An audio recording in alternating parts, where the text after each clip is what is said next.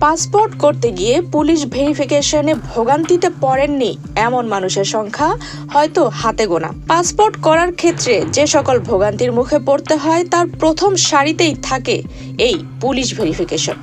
তবে এবার সেই ভোগান্তির অবসান হতে যাচ্ছে। পাসপোর্ট করতে পুলিশ ভেরিফিকেশনের প্রয়োজন হবে না বলে জানিয়েছেন অন্তর্বর্তী সরকারের প্রধান উপদেষ্টা doctor Mohammad Yunus.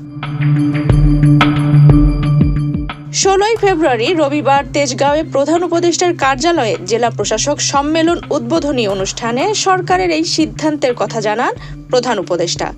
Police verification বাতিলের এই সিদ্ধান্ত জনগণের কাছে পৌঁছে দিতে ডিসিদের প্রতিও আহ্বান জানিয়েছেন তিনি। এ সময় প্রধান উপদেষ্টা বলেন, পাসপোর্ট করতে পুলিশ ভেরিফিকেশন লাগবে কেন? এটা তো নাগরিক অধিকার। আমরা আইন করে দিয়েছি, এখন থেকে পুলিশ ভেরিফিকেশন আর লাগবে না। আমরা চোর না, ডাকাত না যে পুলিশ ভেরিফিকেশন লাগবে। এই কথা গ্রামে পৌঁছাতে হবে। বিনা কারণে এগুলো হয়রানি করা হয় মানুষকে। হয়রানি করা যেন আমাদের ধর্ম। সরকার মানেই হয়রানি করা, এটাকে উল্টে ফেলতে হবে।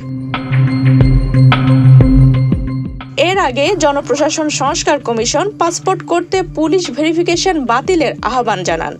সেই মোতাবেক বাতিল করা হলো পাসপোর্টে পুলিশ ক্লিয়ারেন্স। ফলে এখন থেকে পাসপোর্ট করতে আর পুলিশের থেকে ক্লিয়ারেন্স নেওয়ার প্রয়োজন হবে না। পাসপোর্ট করতে গিয়ে পুলিশি তদন্ত নিয়ে অনেক দিন থেকেই সব মহল থেকে আপত্তি আসছে। বিশেষ করে তদন্তের নামে গ্রাহকরা নিয়মিত হয়রানির শিকার হচ্ছে। টাকা পয়সা ছাড়া পুলিশ ভেরিফিকেশন না হওয়ার অভিযোগ ছিল বিস্তর।